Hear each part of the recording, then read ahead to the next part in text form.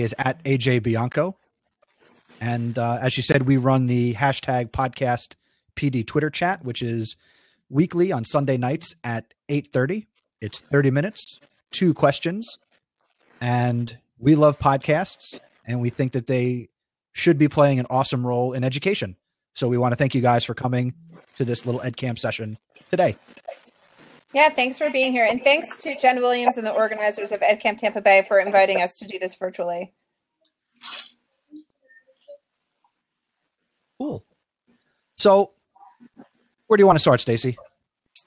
I guess our question to you is, are you more interested in learning how to learn from podcasts, or are you more interested in learning how to create your own podcast with your students or on your own with your own content?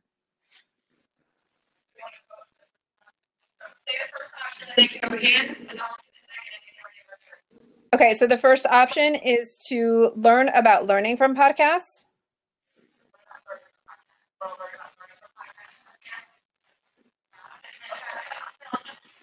Okay, and then who's interested in learning how to podcast?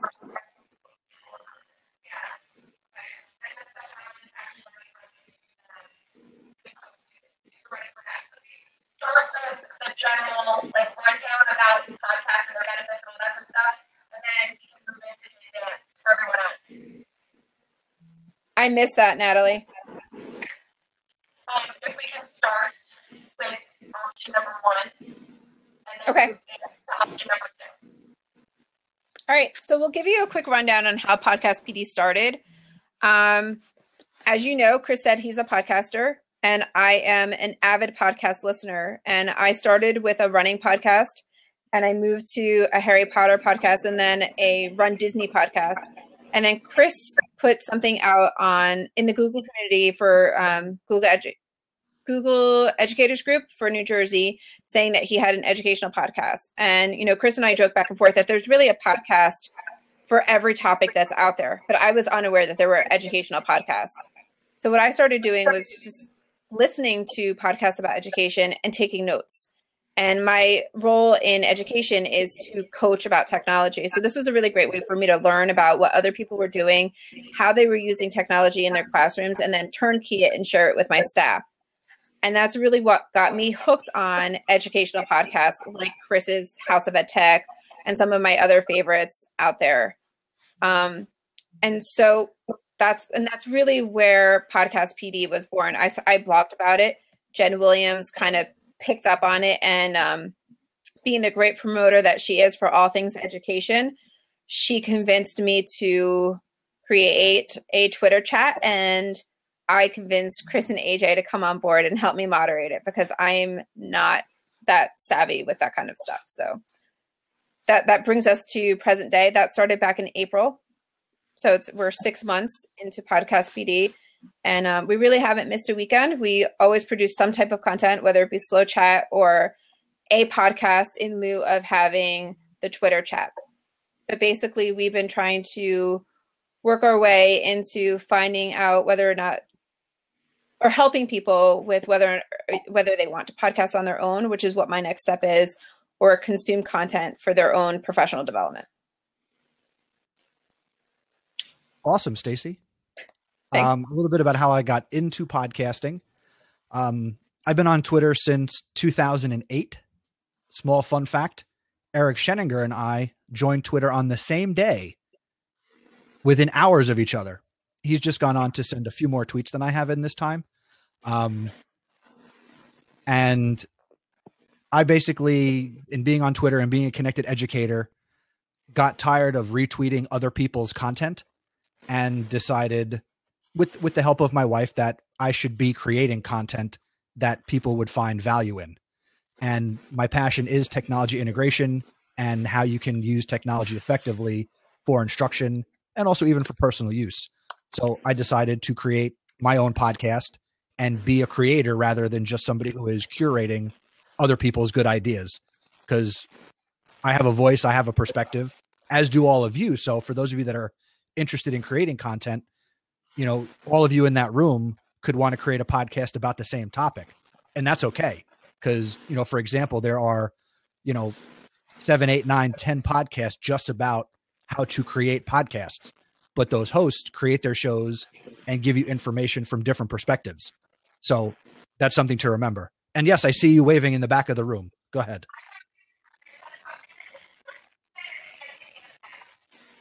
And she quickly moved out of the picture.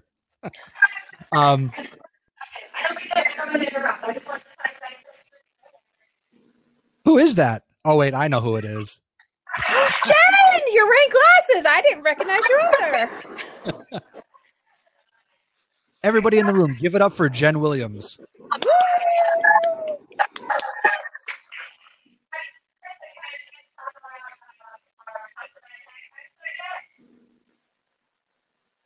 I'm having a hard time here in the room. Yeah, there you go. I can hear you now.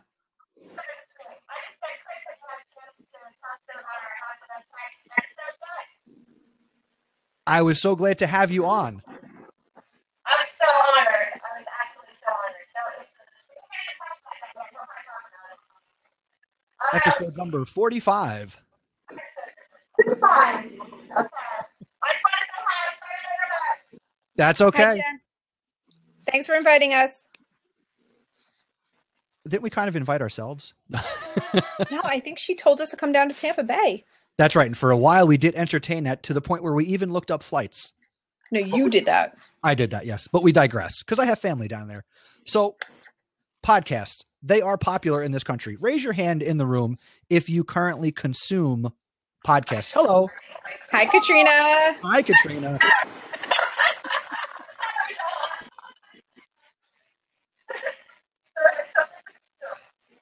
She has a Sphero, the RTD.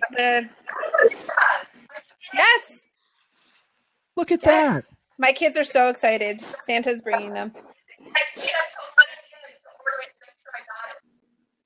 Where'd you get it? Cool. Want to be in Disney? Oh, that's a Wally bureau. I think that was Wally themed. Oh, Very cool. Okay. All right. So before Katrina Keene just threw her head into the picture, what were we saying? Oh, how many of you in the room currently consume podcast content? You are a listener. Just two of you? no, I see 4 or Oh, 5 okay. hands. How many of you listen to educational podcasts? Wow. Okay. So how many of you use the show notes in your podcast listening to help keep track of the flow of the conversation and the things that you're learning? Nobody. Okay. Natalie does? One person? All right. How many of you take your own notes when you're listening? Yeah, I take my own notes when I'm listening. I have a Google Doc for each of the shows that I listen to, and I just take note after note after note so that I can hold on to it and then share it back out. So what do you do with the information then that you are gathering from the podcast that you're listening to?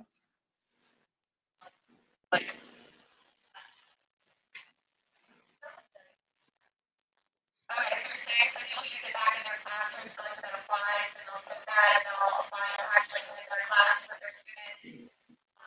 I know I also listened to Angela Watson's Truth for Teachers, which is a great one. It's like an uplifting one. So a lot of times if there's something that I'm struggling with, she's done one about that topic, and then a lot of times we'll go back and share it with my team. So if it's, just had a crummy week of dealing with, parents for whatever reason aren't quite on the same page, and I know that you've got a podcast, like I'll send that out to the rest of the staff, or if you've got your meeting, so I think sometimes it's nice and how to like reflect, and I do a lot of reflecting and questioning when I listen to podcasts. So Yeah, and Angela has good content for that. yeah. And Gretchen Schultek is also a really great resource, very similar to Angela Watson in format and in content and message, in that it's all very positive. It's all practical ways to improve life in your classroom and with your students. And is hers just Gretchen Schultz? Is that just her name of her podcast? Now, her podcast is always a lesson. Always a lesson, empowering educators. You can go to alwaysalesson.com, or you can go to edupodcastnetwork.com to find both of those podcasts. And then another favorite, Natalie, just on the teacher side of it, is The Cult of Pedagogy. And Jennifer Gonzalez does a really great job, just sharing all things education, whether it be ELL. And I know there are a couple of people who've been talking about that recently in Voxer, or it be dog fooding. Her topics are all over the place. Writing, using writing in different content areas, especially in the high school and middle school levels. And just how to be a proficient writing teacher, even if it's not your particular content area. So that's kind of nice. How many of you listen to ed tech podcasts? Like the technology. Yes. Okay, I saw 1 or 2 hands over on the left, my left. People saying that they want to, that's kind of something that they want to try. They definitely want to start listening to podcasts. Cool. Well, if you want to listen, for those of you that are that have iOS, Apple, iPhones, the Apple Podcast app is a native app that is built into the phone by default, as I believe it started with iOS 8. So if you have at least iOS 8, you have the podcast app on your phone, and there is a podcast directory that you can access, and you can do keyword searches for whatever you're interested in. So if you were to type in ed tech or elementary schools or high school, whatever you keyword search, you will find content in the podcast directory that you can then subscribe to shows, or just maybe check out an episode and see if that's a show that you want to subscribe to. And of course, one of the greatest ed tech podcasts out there is the House of Ed Tech. I know the guy who makes it. So do I. He's good. How many of you take podcasts and bring it into the classroom for teaching purposes?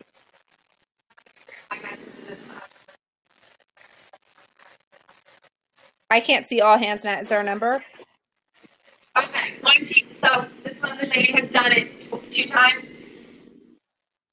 Okay, so what podcasts have you shared with your students?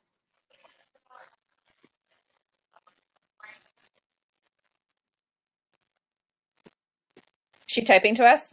She's looking it up. Oh, okay. Okay. Trying to type it in.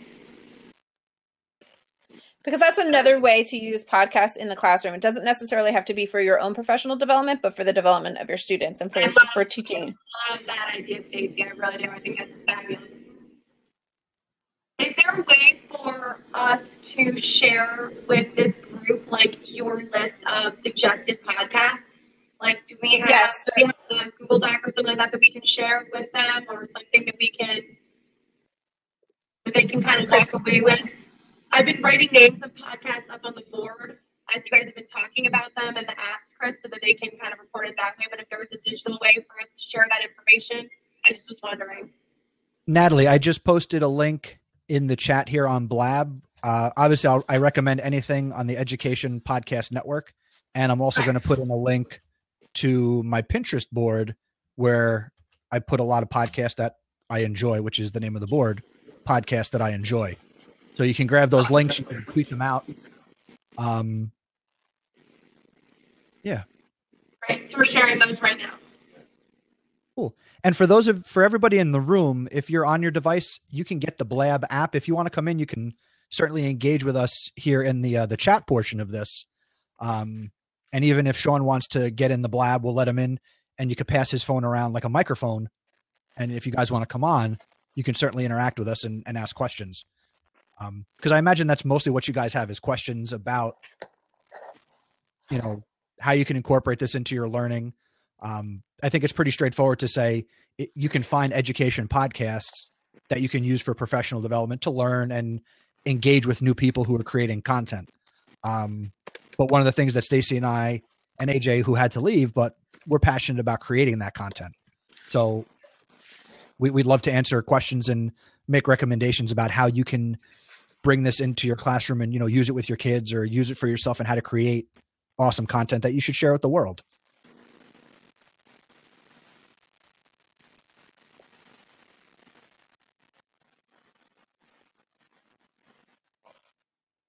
I see that, Sean. Brains on Kids Science podcast. That's great.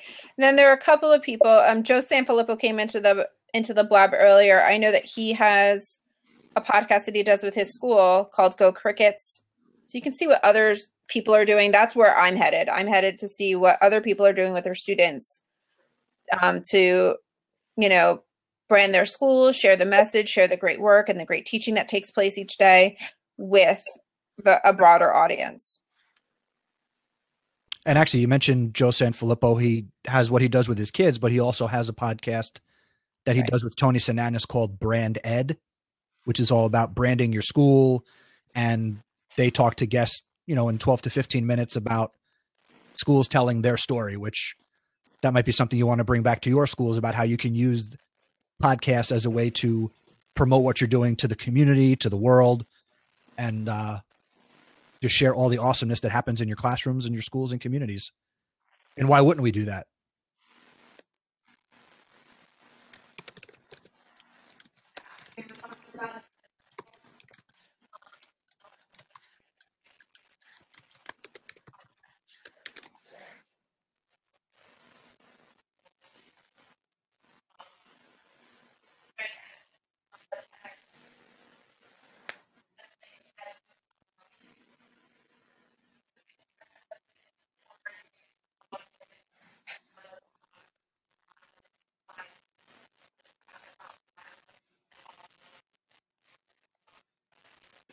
So, Mrs. Megan Morgan, are you in the room? No, I wish she was. Yes? Okay, because I see her message. She said, what are some ways you use podcasts in the classroom? Okay, I'm going to answer her question anyway. Go ahead. I wish Megan was here, but she's not. I wish she was. Okay. Hi, Sean. One way that you can use podcasts in the classroom is to share content. So as a teaching mechanism, it's a way to flip without creating a screencast. So there's content that you can share. For me, it's like little things that kids can explore on their own. Grammar Girl and Math Dude are really great resources for that specialized content that can be explained in a way that maybe you're not comfortable with or you're not thinking of, like just a different way to get across the same message. What other ways do you have, Chris? What was the question again? How do you use podcasts in the classroom?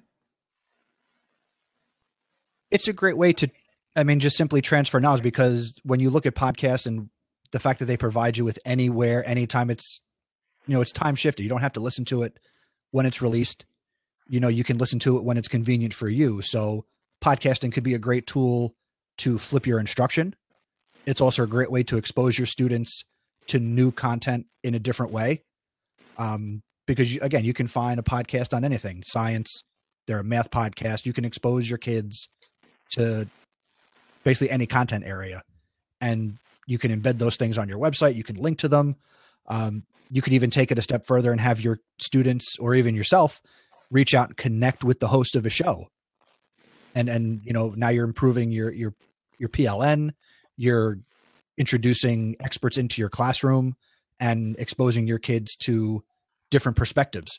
And I think that's one of the things that we should be focusing more on in education is perspective and content creation and awesome stuff like that. It's also a really nice way to start discussion. I know a couple of teachers have taken things like the Serial podcast, which just reminds me, like the way I consume Serial just reminds me of, sitting in front of a radio a long time ago when there were no televisions and everyone listening to the same content at the same time. And my husband and I treated it that way. Even though we did listen to it separately, we would come back and talk about current episodes. That's a different way that you can be using it in the classroom. Sean, I see you. Do you have a question? Yeah.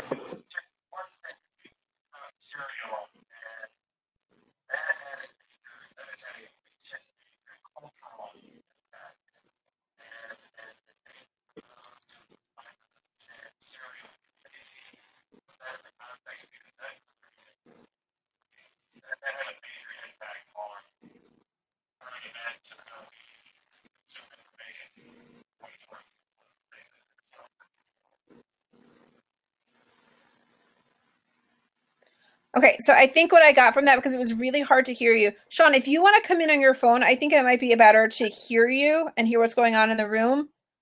But I think what I heard you say was that Serial kind of added a different dimension to podcast listening. Is that?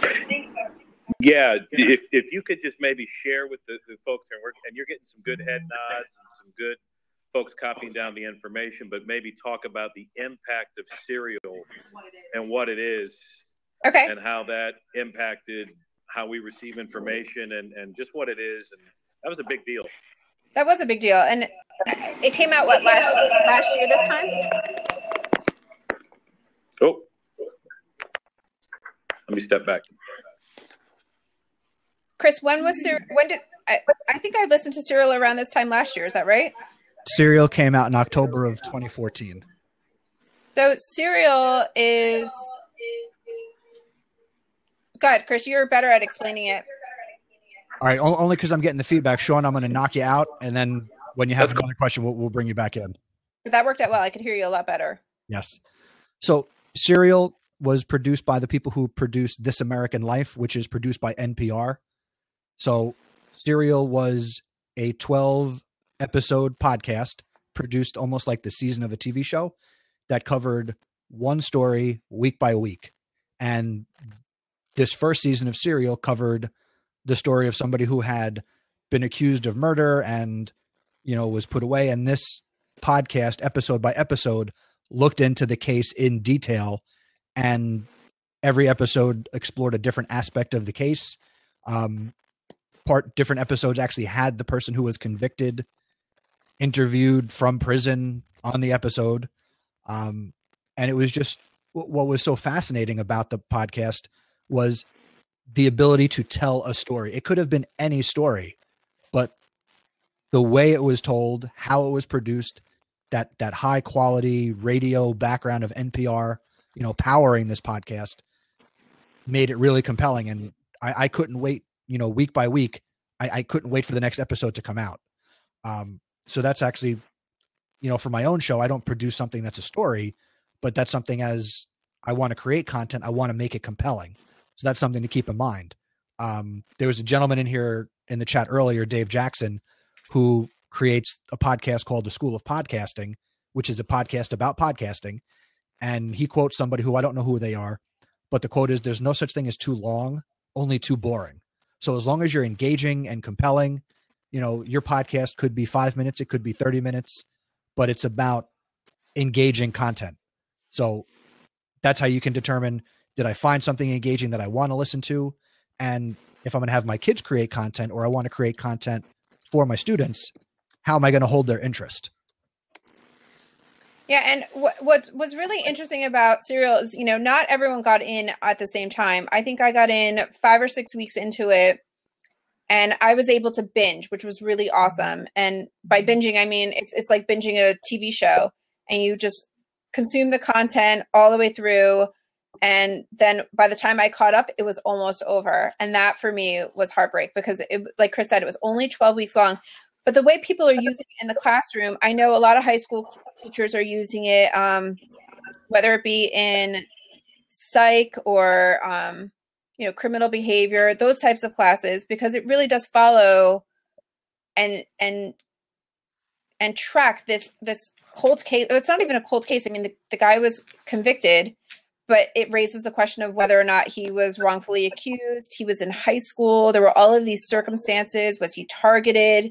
And there are different ways to really dissect that. And I think that's what really, it's what people got. It's why people got into it, is that there was just so many intriguing angles for Serial to kind of be brought into the classroom and just a part of the, American pop culture.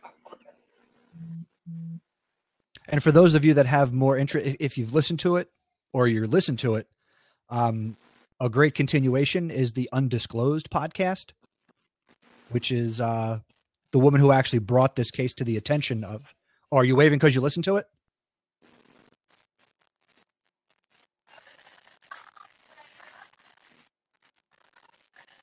People were saying there was someone who wanted that was I'm easily distracted. I'm sorry.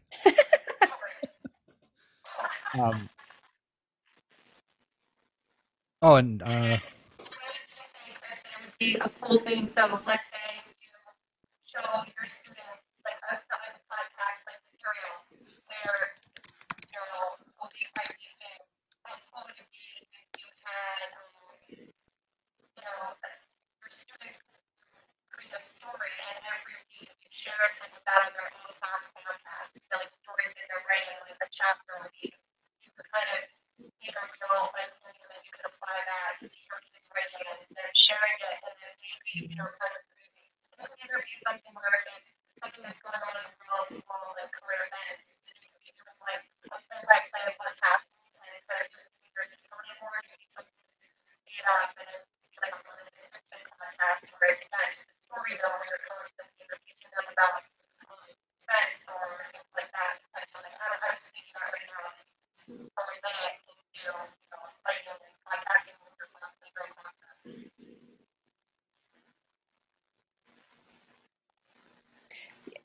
Was there a question? I couldn't. Your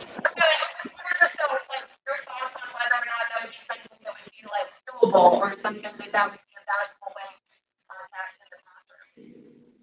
Absolutely, that's doable. I think what you would start to talk about was, maybe have your kids writing stories, but you could have your kids scripting out that story. absolutely. They could be acting it out, and they could release it like the old time radio show and produce their own version of a serial style podcast. You could have kids use it as a world language learning tool where they're speaking and listening and creating content, which could be very valuable. It would be very valuable to have kids learning that new language and using it. You learn a language by using it. So podcasting is a great way to use the spoken word. And I know that, again, I go back to the ELL teacher who says that, that element is there for her. This is a different way for her students to hear the English language spoken. Special guest.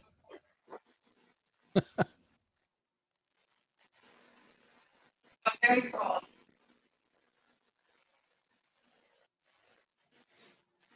He must be setting up his settings, but we're bringing in Dr. Joe Sanfilippo. Hey guys, how's it going? Hi, Joe. Look at those waves. Look at you people all up in Tampa Bay. I got to tell you, I was looking at the site. This is about as clean and EdCamp setup as I've ever seen. You guys are in a really good place right now. And the conversation about podcasts is just sick because it's so important for authentic audience, for our kids to have authentic audiences. And that's amazing. So, yeah, it's a great conversation. And we use it at our school. I'm in Wisconsin. We use it in Fall Creek too. And I just we use a couple different ones. We use GarageBand and then upload to SoundCloud, which then goes to iTunes. Or more often than not, I'm actually just using Audio Boom to just capture voices on playgrounds and in classrooms and stuff like that too. So, kids are starting to use it in their classrooms, which has been wonderful.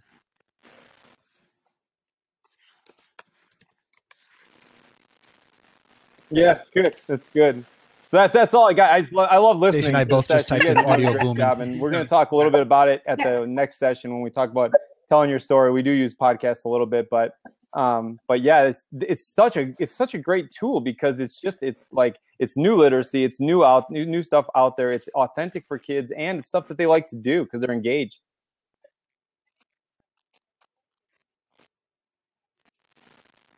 And they like to tell their story. Yes, most kids exactly. will be more than sometimes happy it's nice that if they have a do, monologue that about something their like story. Audio Boom has a 10-minute time limit on it, so you can kind of, the story does get a little bit, it goes.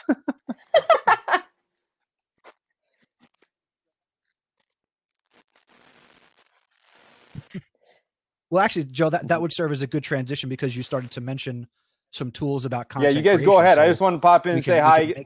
Welcome, and start you heading guys, for this is home a here. great session. I love just listening to it. So you go, have fun. I'll get ready for mine in an hour, a couple minutes, and have a great time. Chris, good seeing you. Stacey, nice to meet you. Kind of. Take care, guys. Have fun, everybody. Nice to meet you, Joe.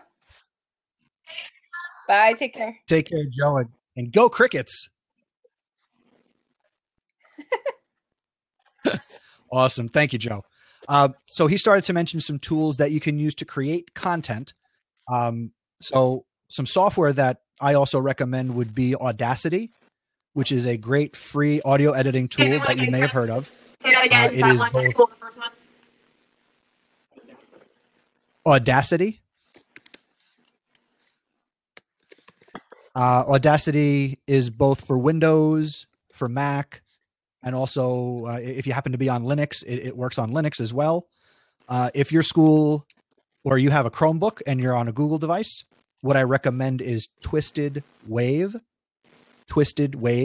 which is a web-based audio editor, which would also work on Windows and Macs, but it's really the only tool that's out there that's good for Chromebooks because, you got to be on the web.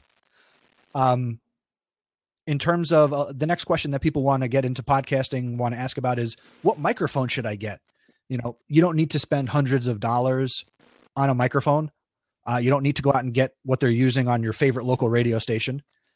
You can actually, if you're doing it with kids, you're in your classroom, you can certainly get away with, using the microphone that's built into your laptop or on the computer. You just may want to have the kids get really close to the laptop. If you do have some money that you can invest into this for yourself or for your students, the two microphones that I recommend are from Audio-Technica, and they are the ATR 2100 and the AT 2005. They're basically the same microphone. One is black, one is silver.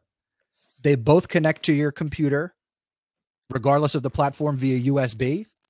And you could also connect them to an audio mixer. And you can actually do both at the same time.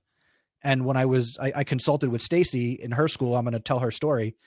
Stacey put together and applied for a grant to create some mobile podcast studios for the school that she works in, where she's picking up some of these microphones, some of these mixers, and she'll be able to have kids in classrooms creating podcasts.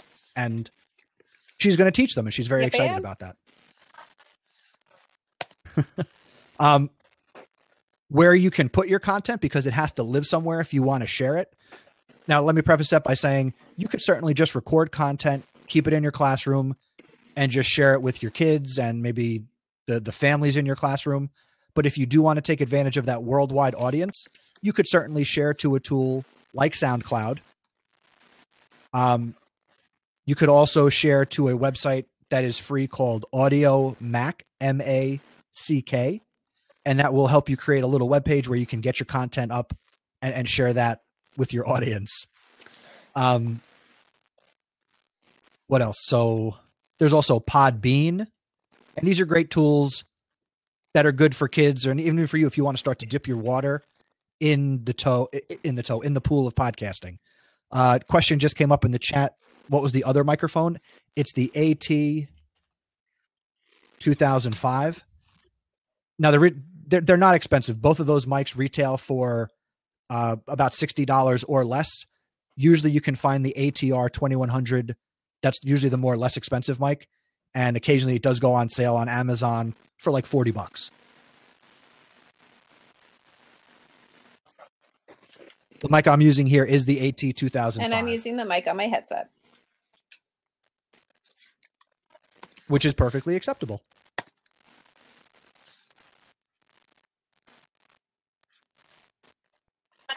What else do we recommend? Oh,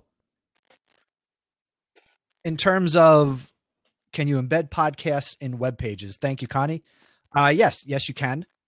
Once you have your audio file hosted somewhere, again, if you're putting it in Google Drive or you're putting it on SoundCloud, a lot of the places that you would host your file will give you a way to embed your file and have a player with a play button and a way that you can like scrub through and fast forward to different points in that audio file. The site that I use for my show is called Libsyn, Libsyn, and I pay $7 a month for storage. And for that $7, that gives me enough where I can do that bi-weekly show. So that meets my needs and gives me some basic stats of, your storage wisdom L1, and stuff. L1, Li, the $7 a month. Sure. It's Libsyn, Libsyn. And Natalie, I just put it in the chat. and I'm paying $7 a month. You can pay as little on that website, $5 a month, and get enough storage to do. You could do the 50 megabytes lets me do 2-hour shows a month. If you wanted to do it weekly, then obviously your shows would be shorter. So if you're doing maybe something that's 10 minutes long, 20 minutes long, that would certainly be enough space for just $5 a month. But if you're just getting into it, definitely explore the free options. If you're also, again, just getting into it, you don't have to put any pressure on yourself to release the content. You could just record some audio and mess around with it and take it from there. But you're never obligated to release anything that you record. Only because it didn't come up yet. If you do want to learn more about how to create the content, a couple of podcasts that I do like to recommend.